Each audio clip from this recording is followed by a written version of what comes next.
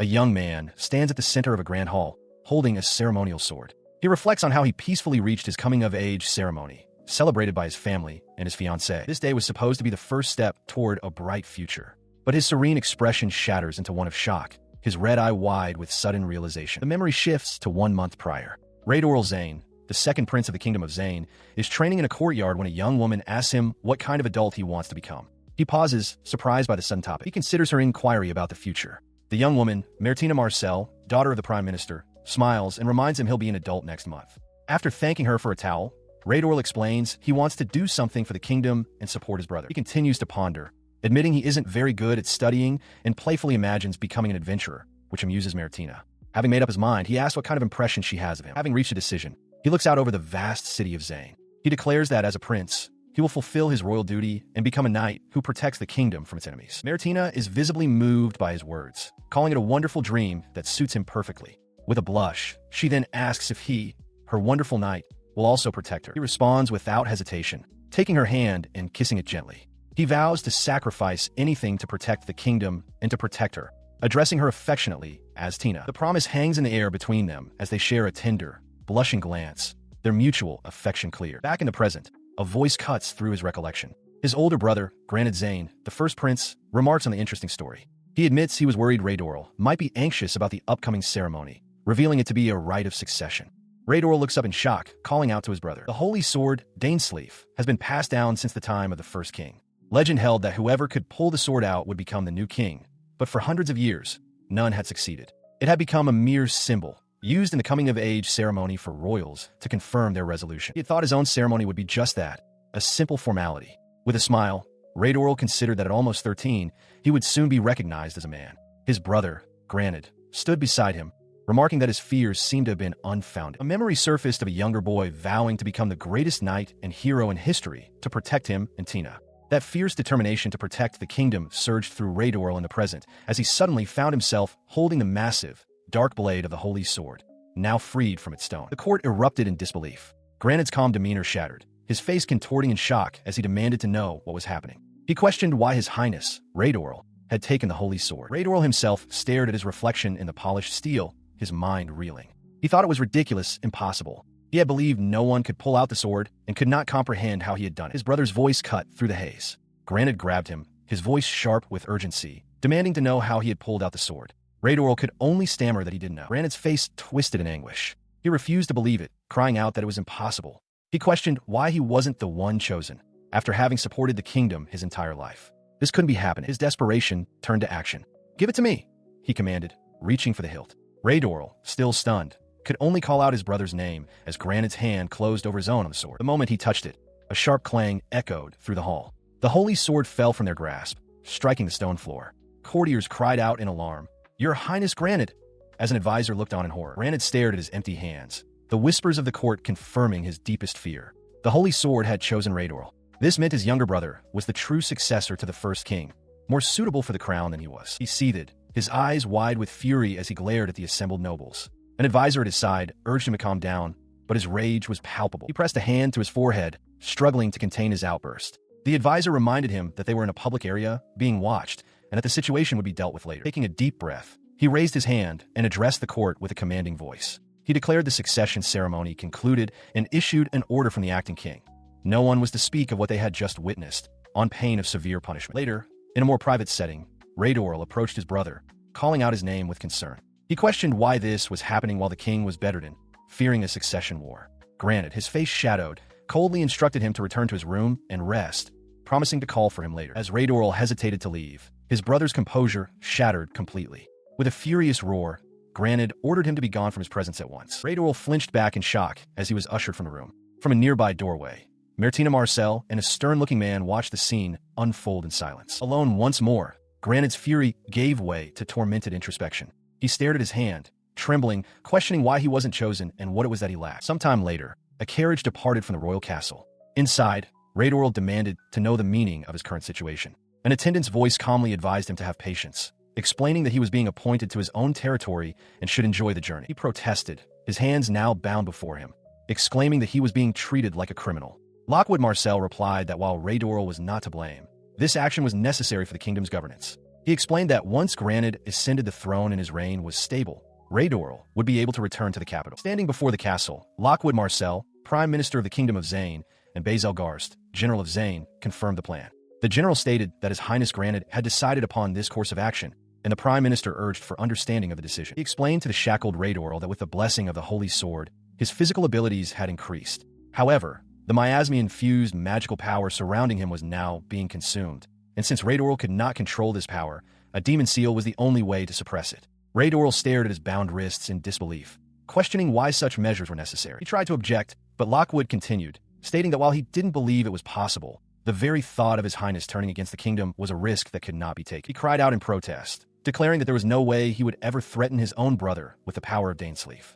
He insisted that he had sworn to be a knight and support the kingdom, with or without the Holy Sword, and that his oath was true. His pleas were directed to the men before him, begging them to call his brother, certain that Granted would understand. But Lockwood, his expression unreadable, replied that while he personally would never think such a thing of the prince, the decision had been made. The prince fell to his knees in shock, muttering that it had to be a lie, that his brother would never issue such an order.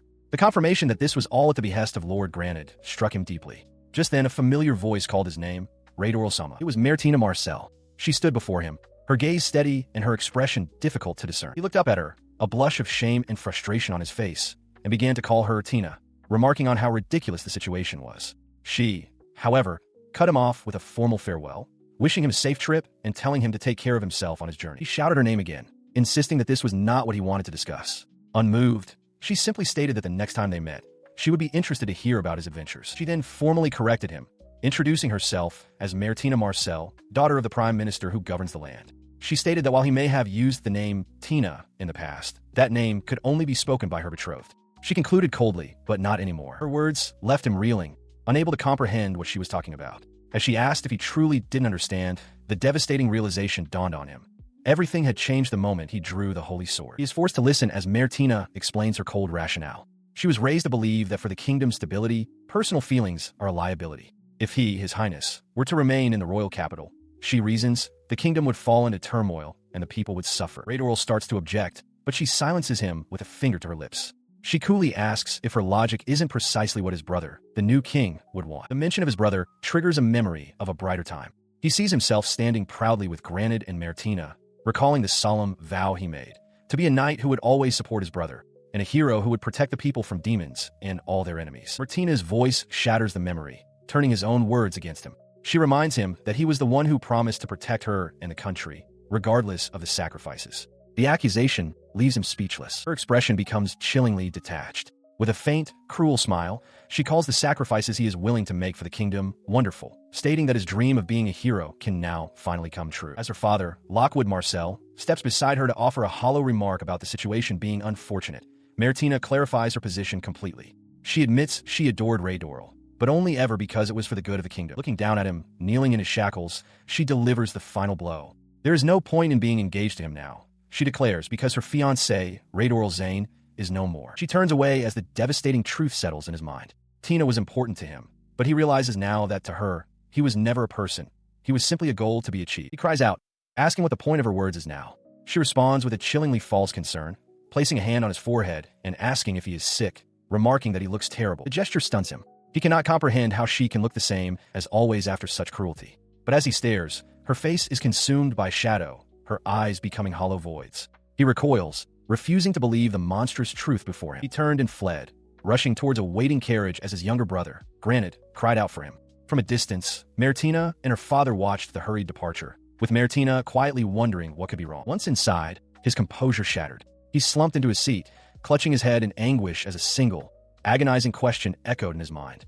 Why? From outside, Lockwood Marcel sealed the carriage door. He addressed Raidorl with the formal title of Your Highness and offered a cold prayer for his health before signaling for the driver to depart. With a crack of the reins, the horses surged forward, pulling the carriage away at a rapid pace. He stared out the window, the passing scenery a blur as his expression hardened with grim resolve. His mind drifted back to another departure. Another time his younger brother had called out his name in distress. He remembered Granted's tear-filled eyes and his unwavering belief that his brother would never abandon him. In that memory, he had offered comfort, a gentle hand on his brother's head, a silent promise of return. The memory faded, leaving only the harsh reality of the present.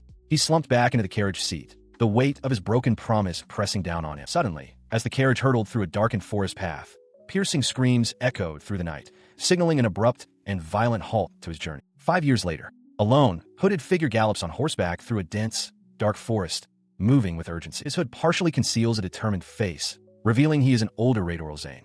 He grips the reins tightly, his gaze fixed forward. The ride is violently interrupted as a pack of monstrous, sharp-clawed dogs leaps from the shadows, barking and snarling as they surround it. Now on his feet, he casts his hood aside. He addresses an unseen adversary, remarking that it took them some time. He accuses them of vandalizing the woods and warns that they should be prepared for the consequences. He explodes into motion, lunging forward with his twin blades as he unleashes a sword-fighting spell, Poison Dragon Tail.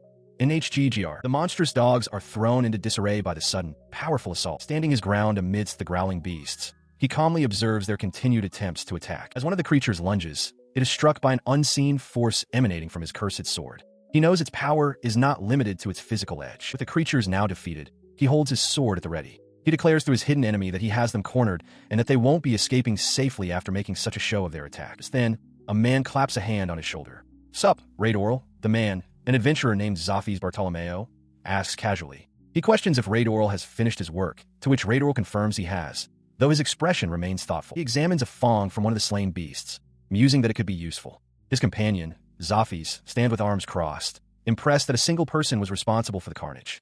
Raidorl dismisses the feat as nothing special. Zafis' tone shifts to teasing, remarking that such words are unexpected coming from a crybaby. The accusation catches Raidorl completely off guard, and he reacts with indignant shock. His words trigger a memory. Zafis begins to reminisce about the first time they met, recalling a much younger Raidorl, flustered and anxiously clutching his shirt, trying to calm himself down. The adventurer continues his recollection, admitting that when the young boy was first sent to them, he had no idea what to expect. He initially thought the problem was the rough manners of the local men rubbing off on the boy. He explains the political climate at the time. A lord from the royal capital had been sent to oversee their fledgling town, a move that naturally bred resentment among the pioneers. Zafis notes that Raidorl was lucky to be just a kid then, but praises him for not being the type to simply give up. This memory shifts to Raidorl's surprising determination. Zafis recalls his shock when the boy stormed into his room, demanding fighting lessons. He found the young royal interesting and worthy of training, leading to scenes of Raidorl's grueling practice and eventual camaraderie with the other men. Back in the present, Raidorl retorts that he thought Zafis' hobby was just beating him senseless. Zafis smirks, replying simply that the harsh training made him stronger. Zafis' memories conclude with Raidorl's eventual triumph. As the town grew and prospered, the others began to recognize him, and he became a respectable lord in both name and reality, celebrated by the very people who once resented him. Returning fully to the present, Zafis claps a hand on Raidorl's shoulder, stating his belief that the town will be fine without him now. Raidorl forcefully shrugs the hand away, telling him to stop being gross, much to Zafis' surprise. Raidorl stands firm, declaring that he will protect the town and everything in it because it is his home. When Zafis mentions retirement, Raidorl insists he's still full of energy, then vows that when Zafis does finally step down, he will be the one to take his place, leaving the older man momentarily speechless. He is pulled from his thoughts by Zafis, who wonders aloud what brought on the sudden reminiscence. Zafis observes that the little bastard has certainly grown up, then announces he has news for him. The news arrives in the form of a sealed letter, presented by an attendant who announces a visitor from the royal capital. Raidorl's expression hardens at the unexpected message. As he turns to leave, Zafis asks if he is all right, offering to accompany him if needed. Raidorl tersely refuses, insisting he will go alone. He then asks Raidorl to join him for a while once his business is concluded. Zafis watches him depart, his expression pensive. The request brings to mind their usual dynamic. Zafis energetically challenges him to a sparring match, like in the old days.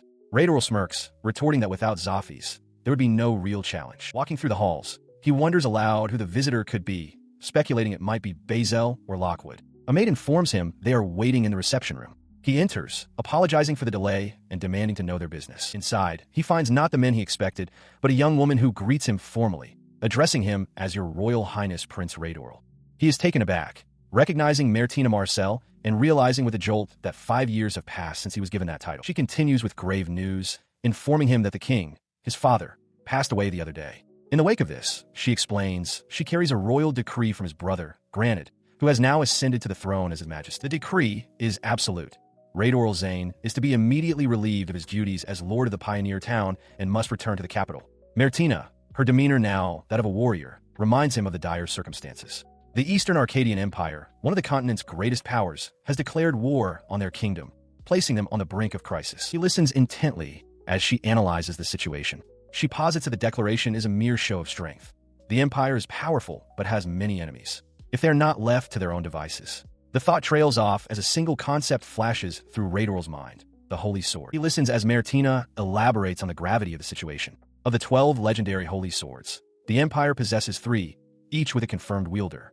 The kingdom, she explains, has 4 such wielders, including Raidorl himself. It is because of this immense threat that she delivers the royal decree. He is to return to the capital and fight for the kingdom. His response is not one of acceptance, but of pure rage. With a roar, he smashes his fist down, shouting that the decree is nothing but a mockery. He glares at Martina, demanding an answer from her heart. Does she truly expect him to fight and risk his life for the same people who exiled him? Her expression remains firm as she confirms that is precisely the expectation for Prince Raidorl. His fury escalating, he draws his sword and levels the point at her throat, demanding an explanation while he can still contain himself. Unfazed, Martina simply asks him to calm down, insisting that this is for his own good. She elaborates on the king's offer. If he agrees to stand on the battlefield, His Majesty will grant any wish. He could reclaim his royal status and even gain new territories, lands far more significant than this remote region. The insult to his current home enrages him further. He questions the idea of reclaiming his status, then points his sword towards the door, accusing her of arrogance for belittling the region and its people. He commands her to leave if she has nothing more to say. Her patience wears thin. She asks if he is truly disobeying a royal decree, remarking that he talks too much. Stating that she has no choice, she crushes a small, glowing orb in her gloved hand. In an instant, magical chains erupt from the floor, wrapping tightly around his body and immobilizing him. As his maid cries out his title in alarm, he realizes with dawning horror that this was Martina's intention from the very beginning. He struggles against his bonds as Martina speaks, her expression somber. She confesses that she wished to avoid this, but as the daughter of Prime Minister Lockwood Marcel, her duty compels her to sacrifice anything for the good of the kingdom. He looks at her, a flicker of understanding in his eyes, and remarks that she said the same thing in the past. Martina meets his gaze and declares that everything she has done is for the future of the kingdom of Zane. His compliance is no longer a request. He will be accompanying them. He stares in disbelief, demanding to know how low she will go. He realizes this is tantamount to slavery magic, outraged at being treated like a criminal. Martina calmly states that if the situation worsens, she fears she may have no other choice. She moves closer, gently holding his face. As his former vassal and fiancé, she implores him to just come quietly and obey. Her words trigger a furious memory. He recalls his past weakness, his foolish belief that compliance would save him. With a roar, he vows never to give in to them again. As a calm voice acknowledges his will, he shouts out the name, Neimilia. In a flash of force, the magical restraints shatter into pieces, sending Martina and her guards reeling. Standing protectively before Raidorl is his maid, Neimilia, her hand extended from where she unleashed the power. She turns to him, asking if he is all right.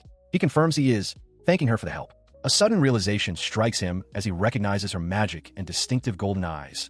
This maid is one of the 6 witches of doom, a figure he believed had been buried 2 decades prior. Her expression shifts to one of fierce possessiveness. She declares that she doesn't recall giving any other woman permission to do as she pleases with her master, pointing emphatically as she insists that only she has that right. He brings a hand down on her head with a sharp chop, telling her to keep her mouth shut. She yelps in pain, complaining that the force of the magical cuff was so weak it wouldn't even be suitable for play. His attention returns to Martina, whose expression is a mixture of frustration and defeat. He reminds her that she attempted to restrain royalty and failed, warning her that she should be prepared for what comes next. She looks away, conceding that she had not anticipated him having a legendary witch in his service. He then presses her for information, asking who gave the order for his capture, specifically questioning if it was his brother, Grant. She denies the involvement of either His Majesty or her own father, claiming the decision was hers alone, a result of her own haste. Raidorl's gaze hardens, his hand tightening on the hilt of his sword. He accepts her answer for now, deciding to let the matter rest. He stood over Martina, sword raised high, ready to deliver a final blow as she watched with quiet resignation. But he paused, his blade hovering. Martina, looking up, questioned why he had stopped his sword. He considered that it would be easy to kill her after what had happened, but another thought stayed his hand. He told her he had a question for her, and for that reason, he would not kill her yet. Acknowledging the resolute expression on her face and her willingness to sacrifice herself, he remarked that there was nothing useless he could tell her. He found her resolve lovely, then turned his attention to his own maid, declaring it was Neimilia's turn. In response to his command, a strange power enveloped Martina. She cried out in confusion as an unseen force assailed her. Raidorl explained his strategy. While she might endure pain, he questioned if she could withstand pleasure. He vowed to use it to meld away all the feelings and pride she had cultivated. The tingling sensation intensified, causing Martina to flush and question what was happening. Raidorl calmly stated that he knew her well enough to understand that she was not the kind of woman who would break under conventional questioning or torture. He leaned in closer, cupping her chin. With a determined gaze, he challenged her, proposing they test her limits to see just how much she could endure. The interrogation was interrupted as another maid rushed to Martina's side, distraught. She cried out to Raidorl, demanding to know what he had done to her lady. Nearby, the guards murmured amongst themselves, wondering about the actions of Raidorl's own maid. Ignoring the maid's pleas, Raidorl turned to the guards and made a formal declaration. He announced that Martina had committed high treason by unleashing a curse upon a member of the royal family and attempting to restrain him by force. For this crime, he ordered her to be placed in their custody. As the guards hesitated, Raidorl added that there was one more thing. He began to speak of a specific event, referring to that day. His mind drifts back to a happier time, a memory of his brother Granit's arm resting warmly on his shoulder, with a smiling Martina by his side. He recalls the profound sense of loss that followed, how everything he believed in was stripped away, leaving him cast out and shattered by betrayal. Meanwhile, in another part of the estate, a distraught man confronts Neimilia. He gestures wildly, accusing her of trying to rob him of the small, normal life he has finally managed to build. Neimilia watches him, a cool expression on her face, and begins to taunt him for his powerlessness. Raidorl's gaze hardens, his resolve solidifying. He declares that if his pride is to be trampled upon, he will show no mercy, for he is no longer the person he was back then. With unwavering conviction, he gives Neimilia a message for his brother. He will end the war against the Arslanian Empire on his own. On the castle ramparts, soldiers murmur amongst themselves, surprised by the swift arrival of an approaching army. It has only been 3 days since their reply was sent, a remarkably eager response. From a higher vantage point, Raidorl Zane sighs as he surveys the force below, estimating their numbers at about 1,000. Beside him, Martina Marcel and another man look on. The commander of the approaching force announces himself as Darren Galust of the Royal Army, demanding the gate be opened. In response, Raidorl calmly gestures for his soldiers to comply. With a low groan, the heavy stone gate begins to grind open. As it does, Raidorl's companion remarks on the commander's youth and questions if it is normal for royalty to be welcomed this way. Martina adds that it seems they didn't even have time to put up a proper front. Her face flushes with shame as she realizes the truth. This desperate display reveals just how cornered her country truly is. Raidorl turns his gaze toward her. He speaks her name, Meltina, his hand holding the chain connected to her collar. Flustered, she looks up and addresses him formally as Royal Highness Raidorl. For speaking, he yanks the chain sharply, causing her to gasp in pain. He coldly asks who gave her permission to open her mouth, reminding her that relying on him is the only way to resist the Empire's invasion. He cuts off her stammered reply, commanding her to stop her noise. With a glare, he questions why she cannot manage something as simple as staying still. The effect of his words is immediate. Due to Neimilia's curse, the simple act of exchanging words with him fills her body with intense pleasure. Through a haze, she tries to explain she was only acting for the sake of her kingdom, as Raidorl watches impassively. He observes Martina, who gasps and trembles under his touch. He muses that her chaste nature makes her especially vulnerable, as the curse easily erodes the line between pleasure and reason in her mind. His companions watch the scene unfold. Neimilia seems surprised that no one had informed the princess of the curse's full effects, while Granted simply notes that their guest has arrived. In the courtyard, Darren Galust looks on with a grim expression, recognizing Raidorl and Granted. He internally resolves that he cannot trust those who work under Granted, identifying the approaching commander as the son of General Galust. Raidorl steps forward, introducing himself as Raidorl Zane and thanking Darren for coming. He immediately issues a warning. He will show no mercy if Darren acts with hostility. The commander is visibly startled by the intense greeting. Darren's eyes widen slightly as he processes the chilling welcome. He quickly kneels, formally addressing Raidorl. He introduces himself as Darren, son of General Galust, and expresses his gladness at seeing his highness in good health. Raidorl curtly tells him to raise his head. Watching from distance, Neimilia and Granted remark on Darren's demeanor, noting that he seems to be an obedient type. Raidorl silently agrees with their assessment. Raidorl dismisses the formalities, cutting straight to the point. He asks Darren what he wants. Darren reports that he carries a message from his subordinates. His Highness Raidorl is to participate in the upcoming war. He continues his plea, explaining that he has come to retrieve Raidorl. With his head bowed, Darren humbly asks him to save the kingdom. Raidorl tells him not to worry, clenching his fist with resolve. He vows to do everything in his power to protect the kingdom, stating that honoring his subjects' loyalty is a duty taught to him by his late father. This, he declares, is how he will honor Darren's loyalty. Impressed by Raidorl's resolve, Darren Galust acknowledges his admirable determination and declares that they should begin preparations to leave immediately. Raidorl's attention, however, shifts to Martina. He turns to Darren and questions if he truly considers the abusive punishment she inflicted upon him to be merciful, forcing the commander to confront the harsh reality of her past actions. Seeing Darren's troubled expression, he tells him not to worry. He states that the woman still has a use, and therefore, he will not treat her badly. Martina flinches at his cold, pragmatic words. As Martina lowers her head in shame, her maid, Neimilia, whispers that Raidorl must be misunderstanding the situation. Martina, however, seems resigned, murmuring that it is all as his highness wishes. Sometime later, with their preparations finished, Granted announces they are ready to head for the royal capital. Darren, noticing Martina is with them, asks with surprise if she will be accompanying them on the journey. Raidorl answers bluntly that he will leave Martina there. He reasons that she would be of no use to him if he took her along, a statement that leaves Martina visibly shocked and crestfallen. He then turns to his associate, apologizing for the trouble, but entrusting Martina to his care. He instructs the man to finish his business in town and return home, leaving the two of them behind as he and Granted walk toward a waiting carriage. The man watches them go for a moment before turning back to Martina with a reassuring look, telling her to leave everything to him. Martina looks up at him, a faint blush on her cheeks as she clutches the chain at her neck. With its passengers aboard, the ornate carriage, flanked by mounted guards, departs at speed, leaving the town behind. Inside, Darren questions Raidorl's decision, asking if it was truly wise to not bring anyone else. Raidorl, seated with Granted and Neimilia, dismisses the concern, stating that the management of the city also needs to be considered, though his gaze drifts away as an unspoken thought hangs in the air. As their journey to the capital began, he listened as his new maid introduced herself with a cheerful smile.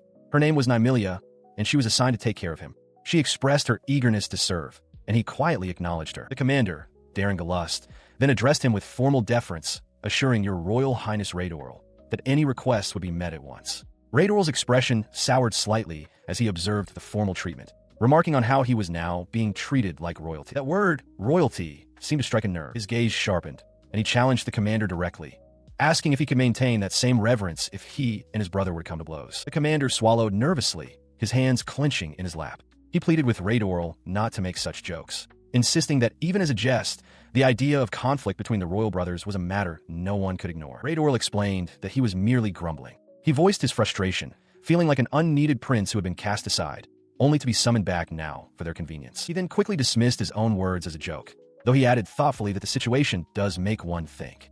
Darren looked on with concern, prompting Raidorl to ask if he may be so bold as to speak. Taking the opening, Darren earnestly conveyed that King Granted genuinely wishes to reconcile. He explained that the king wants to stand hand in hand with his brother to fight against the Empire, and he pleaded with Raidorl to consider these feelings. Raidorl stared out the window, his reflection showing a pensive expression as he mulled over the commander's words.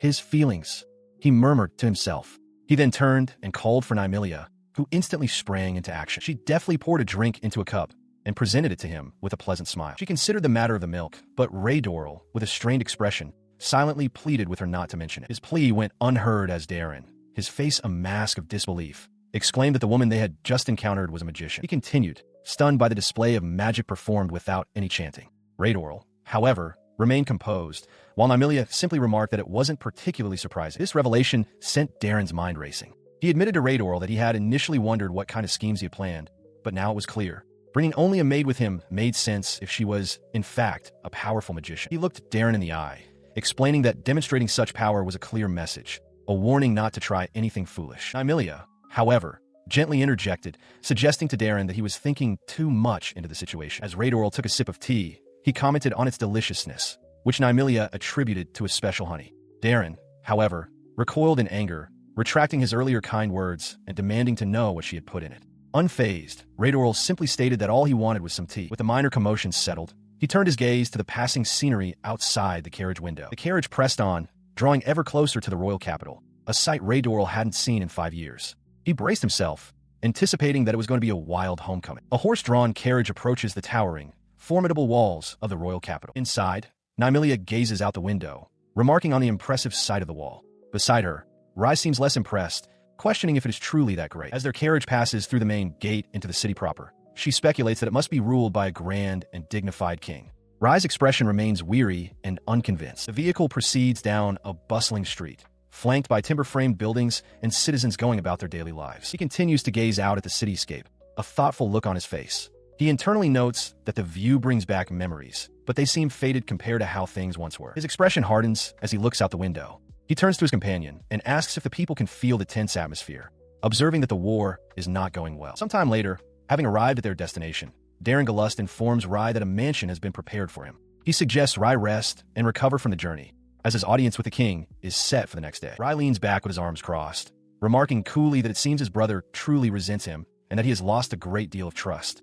Darren is taken aback, vehemently denying the accusation and insisting that could never be the case. He cuts the denial short, telling Darren not to bother covering it up. He states plainly that he has known for 5 years that his brother resents him over the holy sword. A heavy silence falls between them. Darren looks down, troubled by the revelation, while Rai remains seated, resolute, with Neimilia standing watchfully behind him. His carriage rolls to a stop. Beside him, Neimilia looks on as he announces their arrival. Before them stands a grand mansion, its architecture imposing under the cloudy sky. Stepping out onto the grounds, Neimilia's eyes sparkle with delight at the sight, while Rai's expression remains grim and focused. He is greeted by Darren, who formally offers the use of the mansion during his stay in the capital. Rai remains silent, his mind already piercing through the pleasantries to discern his brother's true intentions. He understands the ploy perfectly. His brother resents him and wants him kept far from the palace, yet still requires his strength. This mansion is nothing more than a gilded cage, a handsome reward meant to secure his cooperation. His gaze narrows as he processes the scheme. Turning to Darren, he asks for confirmation that he is free to do as he pleases with the property.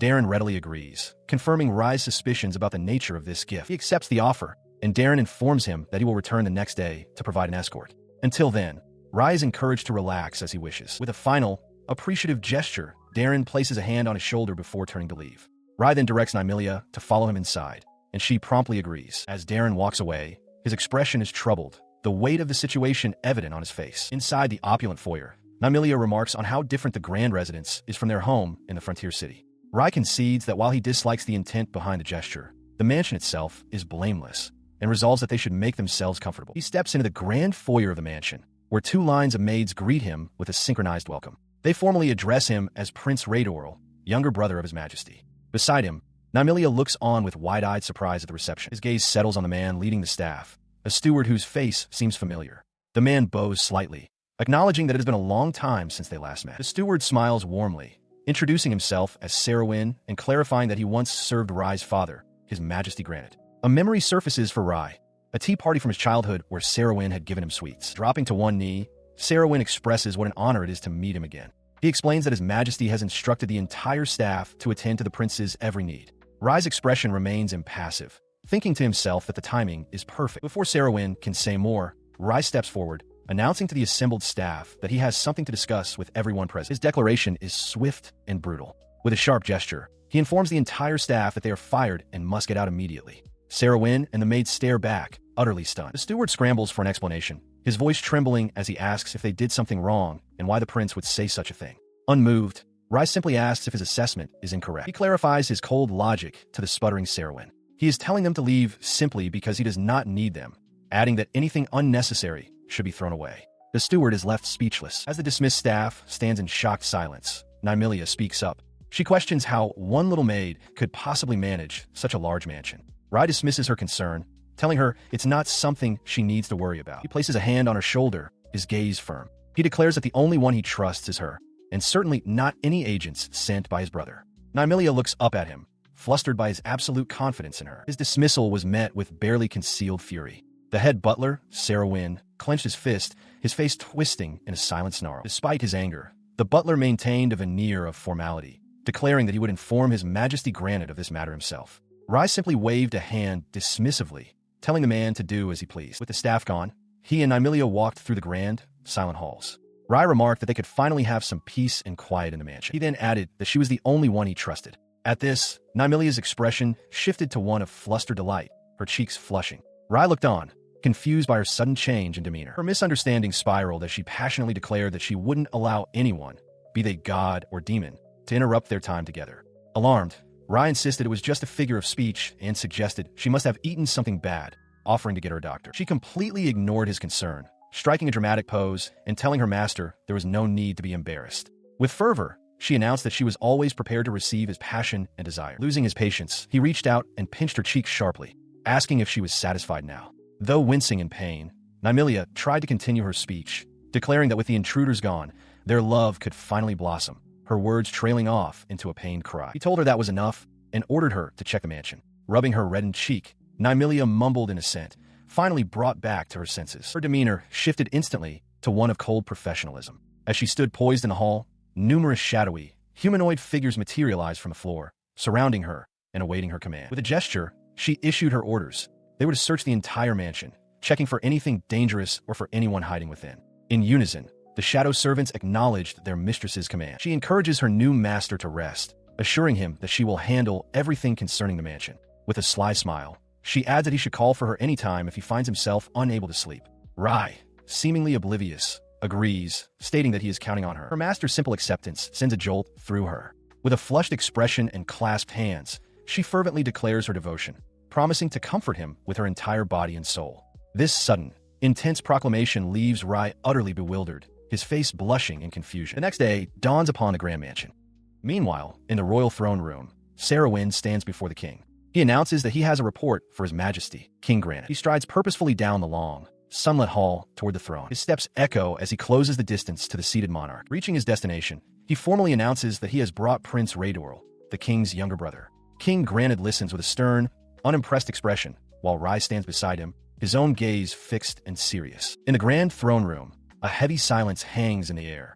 A young man, Raidorl Zane, stands before the dais, his back to the observer. Seated on the throne is his brother, King Granite, with Chancellor Lockwood standing dutifully by his side. The tension between the two brothers is palpable, their expressions hard and unyielding as they gaze at one another. He drops to one knee, his fist planted firmly on the floor. He announces himself as Raidorl Zane, stating that he has come at the behest of His Majesty the King. From his throne, Granite looks down at his kneeling brother and commands him to raise his head. He then welcomes Raidorl, addressing him as my brother. In response, Raidorl formally acknowledges that it has been a while, still addressing Granite by his royal title. Granite insists that he not speak so formally. He reminds him that they are brothers and that Raidorl can call him by the name he used to. After a tense pause, Raidorl acquiesces, simply saying, "Well then, brother." The king continues, stating it's fine, as Raidorl has fulfilled his duty of keeping monsters at bay on the frontier. He offers a hollow apology for not attending their father's funeral, asking forgiveness from his incompetent brother. His gaze then shifts to Chancellor Lockwood, his tone turning sharp as he remarks on the man's composure and nerve, pretending to be a king while his own daughter, Martina, is a captive. Raidorl observes the scene, noting that General Garst isn't present. He realizes with a grim certainty that this is a reenactment of the day he was exiled, with the very two men responsible standing before him now. His eyes lock onto Granite's. He sees the same expression from that day, the eyes of a small-minded king, trapped by the unchanging holy sword, who exiled his own brother out of pure jealousy. The truth settles heavily in his mind. He understands that his brother chose the holy sword over family, yet now intends to use him again. Beneath it all, a bitter thought surfaces. Granite still hasn't forgiven him. He maintained his hardened expression, internally acknowledging that his feelings hadn't changed. Out loud, he cut straight to the point, demanding to know the reason for being summoned back to the royal capital. His brother, King Granite, responded with a knowing look, assuming Raidorl was already aware of the kingdom's predicament. He elaborated on the dire circumstances. The Eastern Arsline Empire had invaded.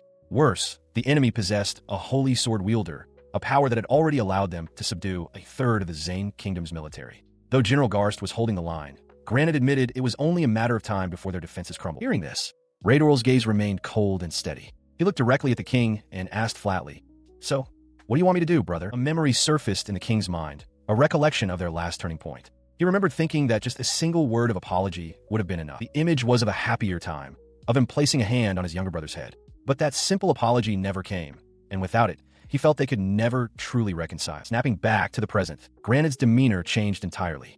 He pointed forward, his voice booming with royal authority as he issued his command. "The holy sword wielder, Raidorl Zane, to save the kingdom of Zane, you shall take up the holy sword Dainsleif and fight against the Empire." The order struck Raidorl with visible shock. His shock quickly curdled into bitter understanding. "I see," he muttered, his voice laced with contempt. "To you, I'm no longer a brother. My value is just that of a pawn." Across from him, the king simply watched, a faint, unreadable smile on his lips. His hand tightened into a fist at his side. "Fine then," he declared, his profile sharp with defiance. "I won't hold back either. I'll take back what was stolen and crush those who took it." He made it clear. He would be the one in control, not his brother. He then turned to face the king, his expression a mask of cold resolve. "I'm sorry, but I have to decline," he stated unequivocally.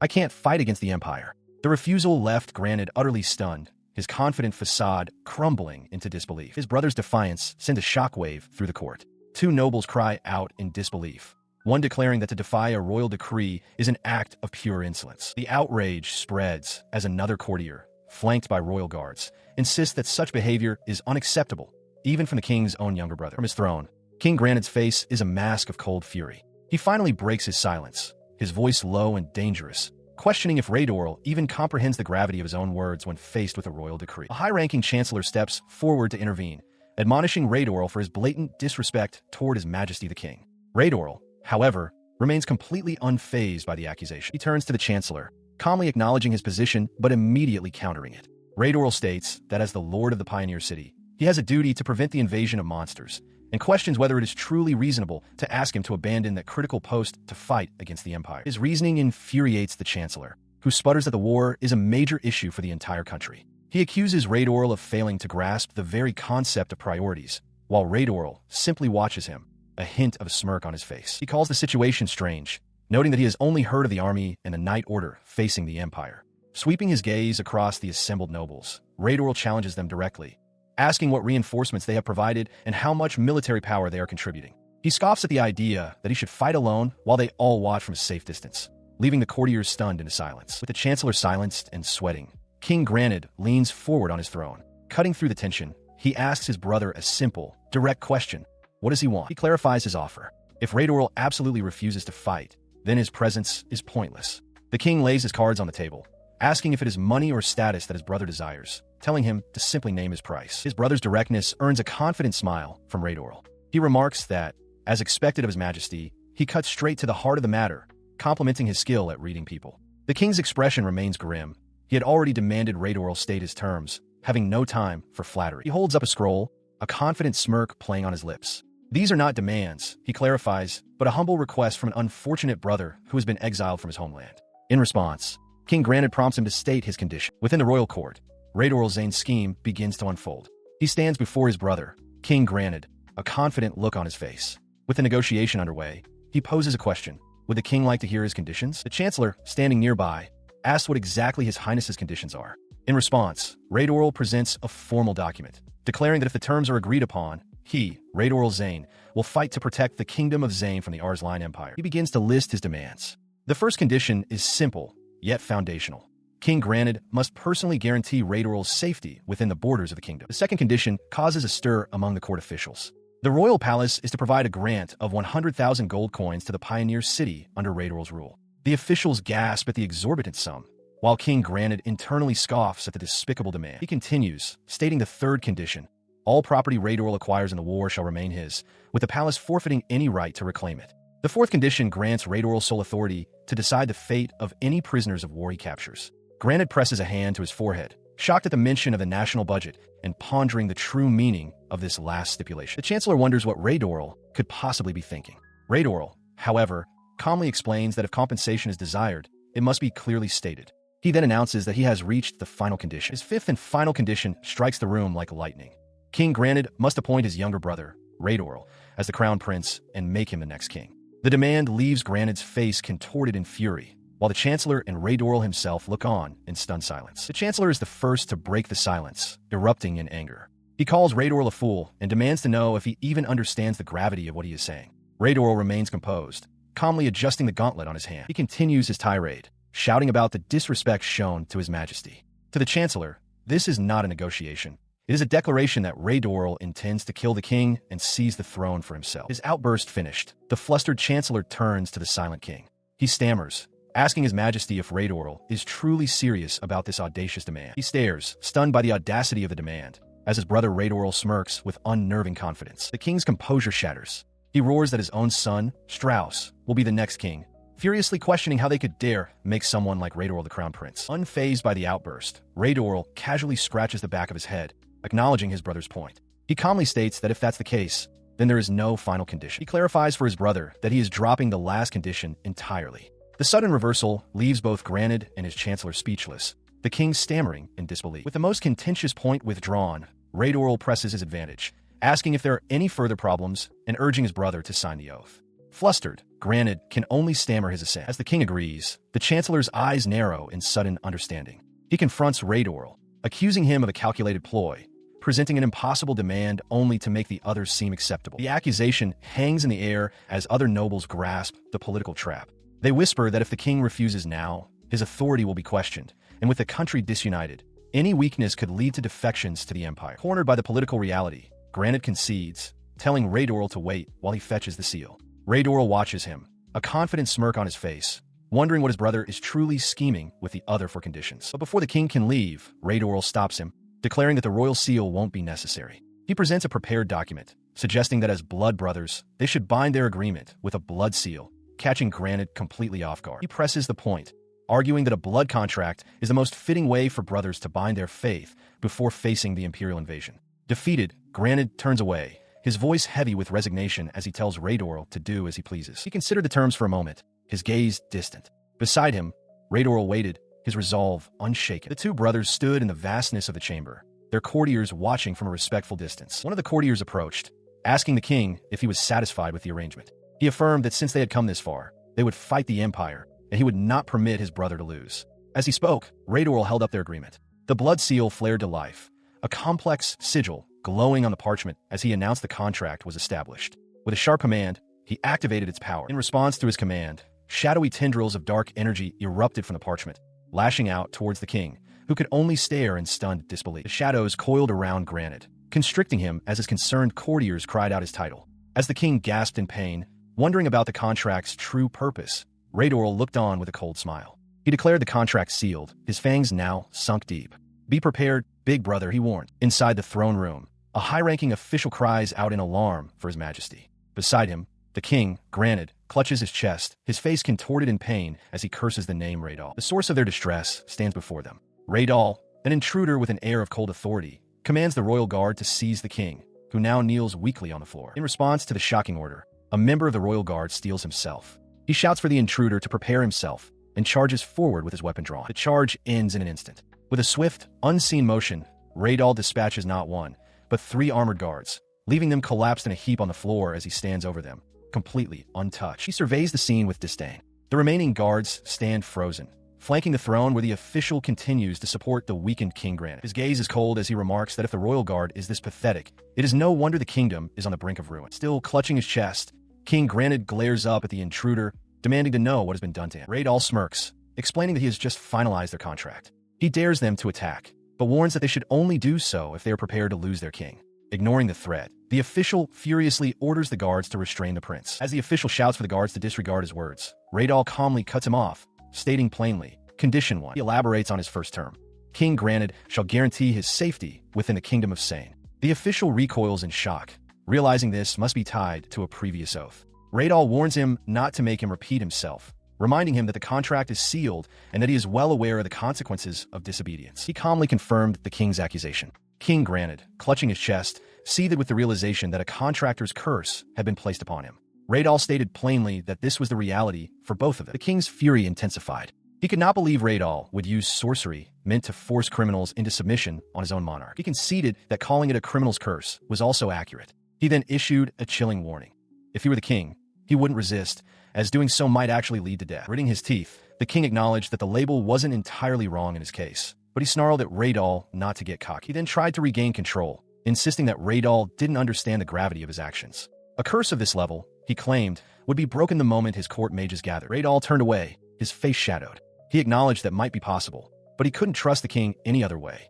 Addressing him as brother, he declared that once this was over, the only thing left would be the crimes Granite himself had committed. The two brothers faced each other, their expressions locked in mutual animosity. Raidorl pressed the point, asking if Granite knew exactly what he was referring to. His composure finally cracking, Granite covered his face in anguish. He lamented that if Raidorl had just obeyed, he would have been allowed to live, despite being an eyesore. He then accused his brother of arrogance, questioning if being chosen made him think he had surpassed the king. Raidorl remained unmoved by the outburst. He coolly expressed his doubts and stated that he was under no obligation to explain anything. The king could only grit his teeth in frustration. Seeing he had no other choice, the king finally relented. Raidorl, in turn, stated that he would honor the contract, permitting Granite to do as he wished with the spoils from the empire. He watches as his brother, King Granite, finally concedes, agreeing to the funding for the frontier city, though the king's acquiescence is clearly reluctant. The king's compliance comes with a furious threat. He roars that once the empire is repelled, Raidorl will face punishment, for he will never be forgiven for this curse.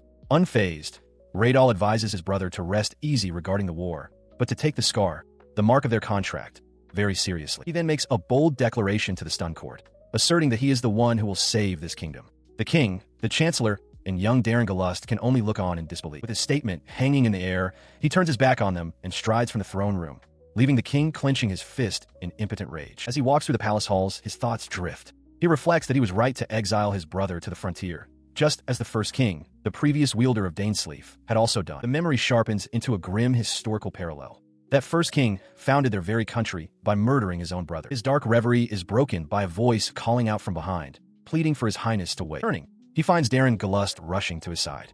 The young commander demands to know why he would do such a thing. Raidorl answers coolly that he cannot trust words alone, questioning if Darren can blame him. Darren implores him to think of the punishment he will face once the curse is broken and begs him to apologize to His Majesty. Raidorl merely glances back, remarking with a hint of sarcasm how kind it is for the son of General Garst to be worried about him. The young man's expression turns serious as he admits that it is true his father was involved in Raidorl's exile. He continued, explaining that his father lamented the way things had turned out. The actions taken, he insisted, were for the sake of the kingdom's future and held no personal grudge against Raidorl, who remained silent and impassive. Without responding, Raidorl turned and walked down the corridor.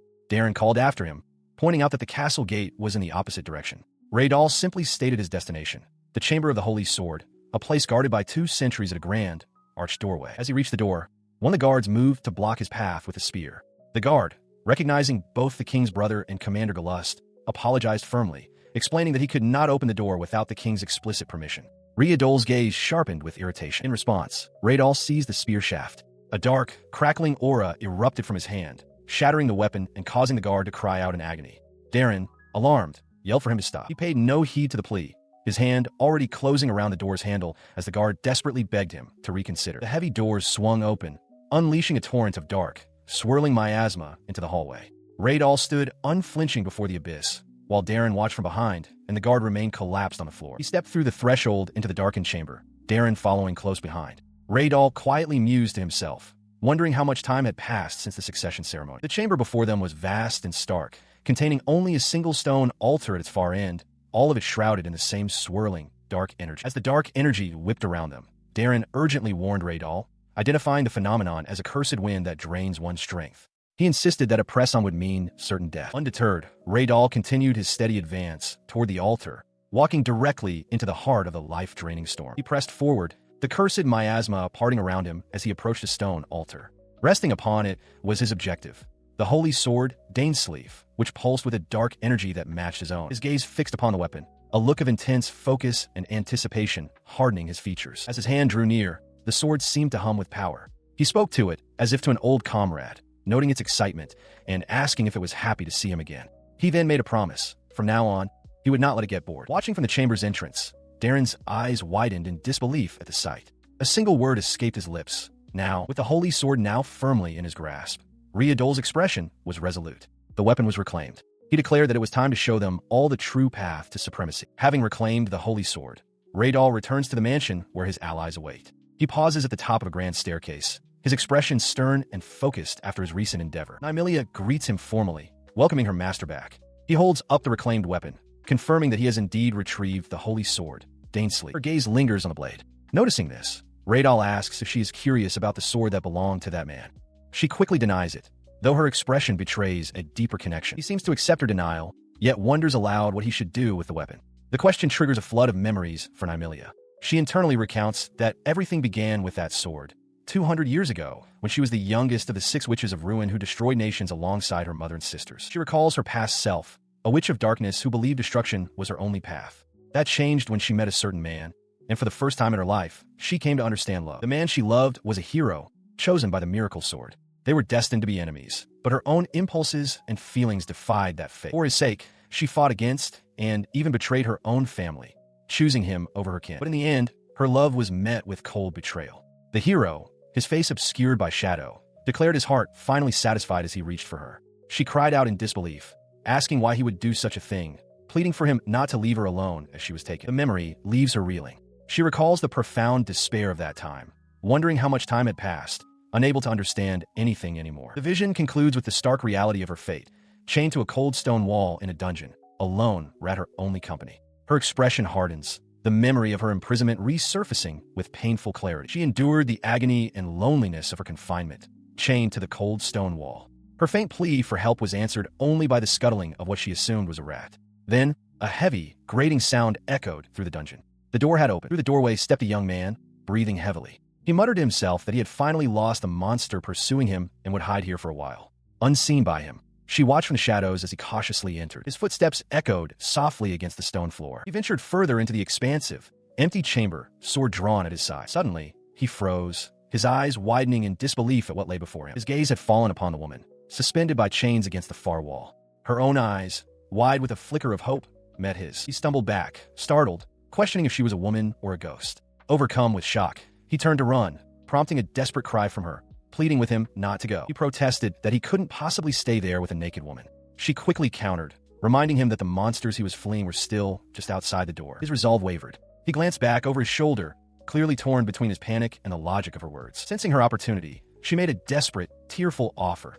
As a reward for staying, he could touch her breasts. The young man, utterly flustered, could only stammer back, asking if he could just leave instead. He sat on the stone floor amidst the rubble, looking across the chamber at the woman chained to the far wall. She explained that this was why she had been sealed here, prompting him to recall hearing stories of witches like her from 200 years ago. Her bluntness took him aback. Neimilia questioned why the hero did this to her, asking if they hadn't fought together. The young man could only speculate that since the hero possessed a legendary holy sword, anything was possible. The question triggered a painful memory for Neimilia, the words of her betrayer echoing in her mind. He had accused her of destroying his home and killing his fiancée, declaring he never loved her and condemning her to an eternity of penance. Back in the present, he noticed her sudden silence and asked what was wrong.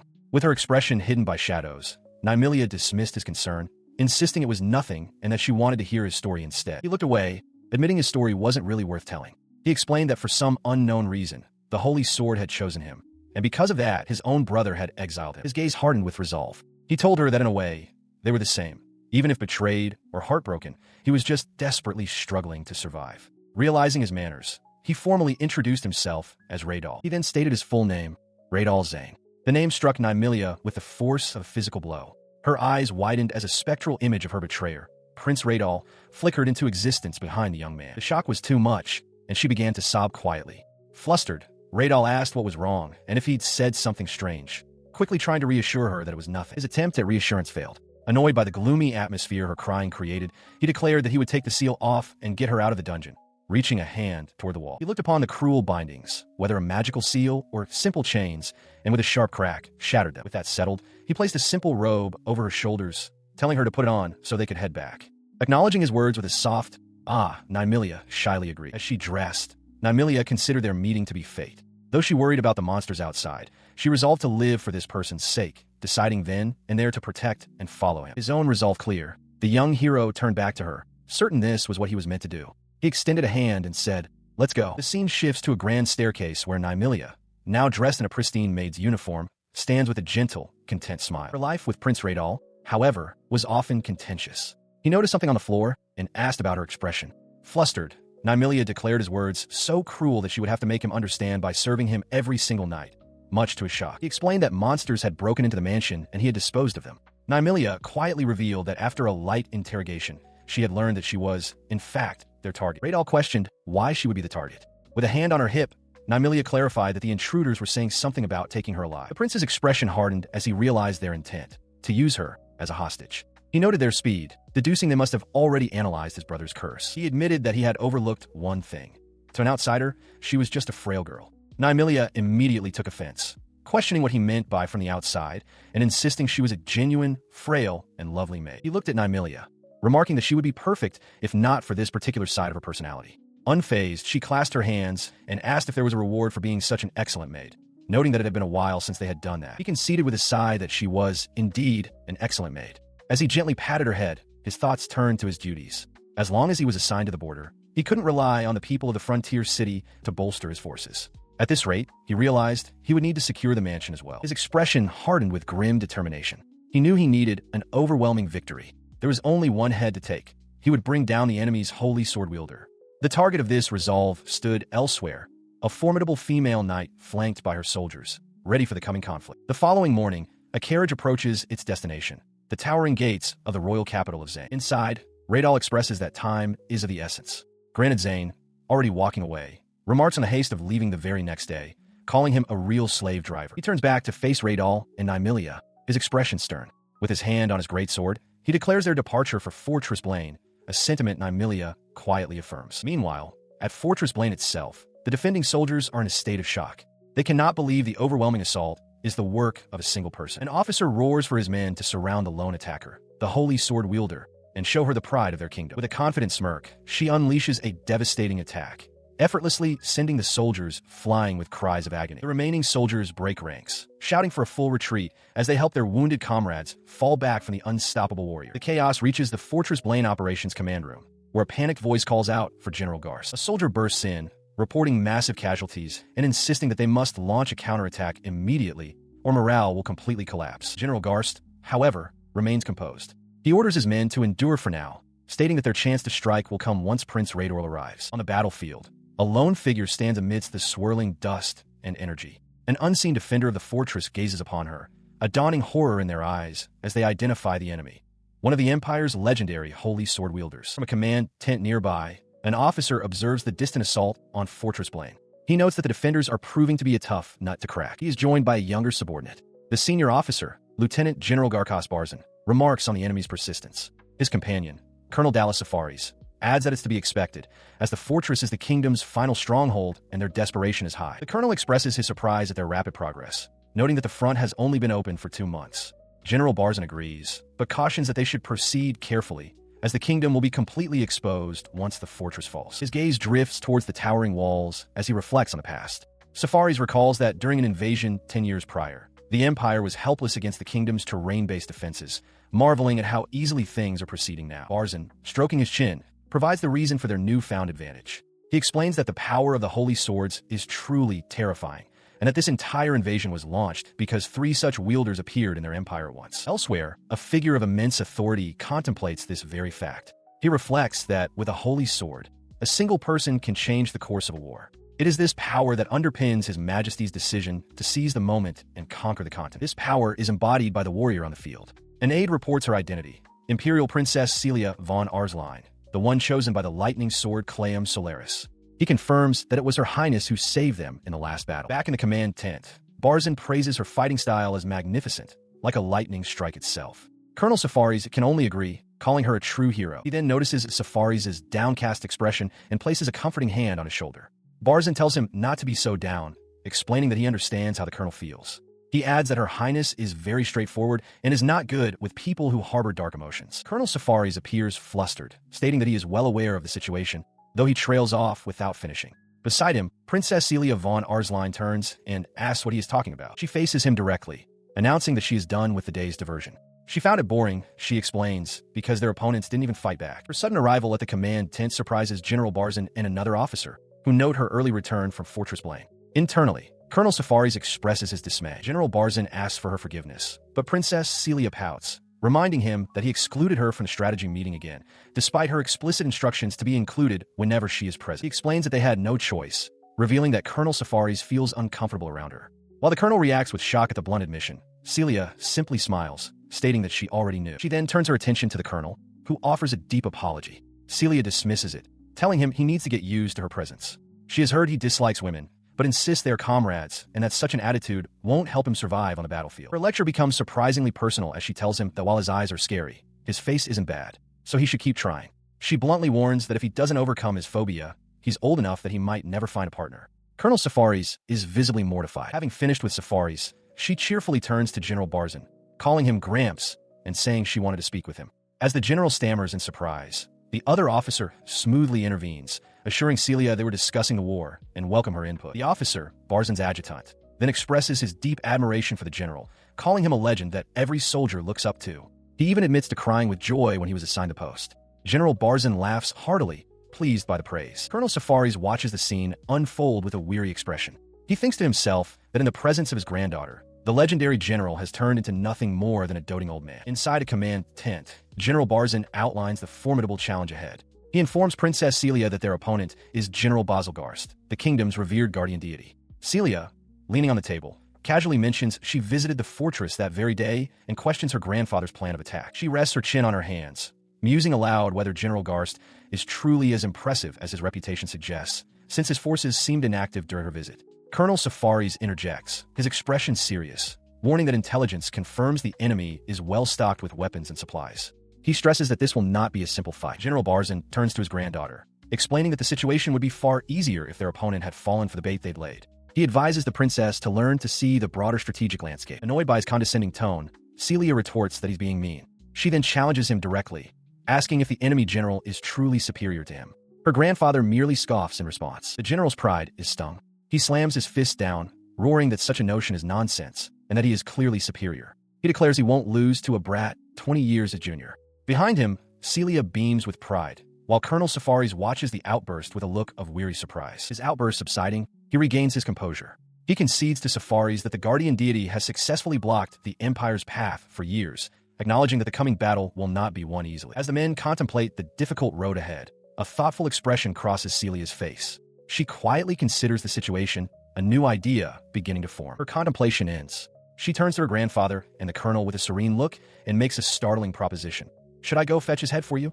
Both men stare back, utterly stunned by her casual offer of assassination. She presses her point, suggesting that she could simply infiltrate the fortress alone, eliminate the enemy general, and thereby win the war. Her grandfather's fist crashes down on the table as he vehemently rejects the idea, shouting, "Absolutely not." He reminds her of the terror he felt when she charged into Fortress Blaine by herself, exclaiming that his heart nearly stopped. Unfazed, Celia leaps away with a cheerful wave, pointing out that her solo effort was precisely what led to their success in that battle. The two men can only watch, exasperated. He covers his face, his voice thick with emotion as he explains to Princess Celia that while things turned out fine, he would have been devastated if anything had happened to her.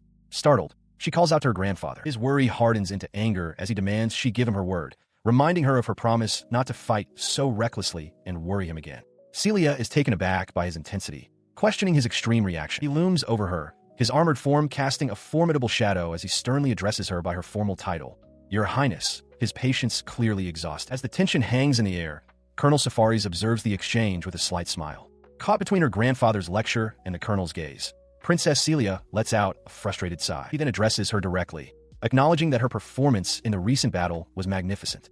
However, he points out that if she does everything herself, her officers are left with no purpose. He continues, explaining that some soldiers are aiming for promotions and would appreciate it if she could leave some of the glory for them. A blush of understanding crosses Celia's face as she reluctantly concedes his point. Hearing her agreement, General Barzen's stern demeanor softens. He pats her on the head, praising her for showing the spirit of a true leader who cares for her subjects. Safaris adds that they will call upon her strength when needed, but asks her to be patient until then. Celia grumbles that her grandfather is being a pain. With the matter settled and an understanding reached, Colonel Safaris lets out a quiet sigh of relief, the immediate crisis averted. Elsewhere, Prince Raidorl watches with a sharp, intense gaze as a horse-drawn carriage departs into the distance. An attendant asks if something is the matter. The prince affirms, his attention fixed on a sheathed sword emanating a dark, ominous energy. He utters its name, Dane's Leaf. He sat with the dark sword, Dane's Leaf, resting before him, its ominous power resonating and swirling around the blade. A smirk played on his lips as he observed the distant conflict, remarking that it seemed his opponents were finally getting serious. As they prepare for their journey, Prince Raidorl calmly states his simple strategy. If a monster stands in their way, they will kill it and proceed. His guard, Darren Galust, stammers in disbelief at this blunt declaration. He dismisses the concern, telling Darren it's not a problem. Darren, however, counters that their objective is to defend Fort Blaine, and they cannot afford to exhaust themselves before they even arrive. Raidorl lifts his massive sword, Dane's Leaf, from its resting place. With unwavering confidence, he declares that he will be the only one fighting, just him and his blade. His words cause Darren to leap to his feet in shock. He demands to know what the prince is saying, protesting that as his guard, he cannot possibly allow his highness to fight alone. Raidorl remains seated, looking up at the agitated knight. He tells him not to get so worked up, reminding him that he is only serving as a guard because his brother, the king, ordered it, and that such formality is unnecessary. Darren vehemently rejects this. He insists that even far from the capital, Raidorl is still of royal blood and must be treated with the respect due to his station. Sighing, Raidorl runs a hand through his hair. He concedes that Darren is the very picture of an ideal knight, but tells him that he is misunderstanding something fundamental about the situation. His expression hardens with intense focus. He reveals his true motive. He wants to see how far he can go with just his sword. He wants to test his blade. With the discussion settled, their small party departs.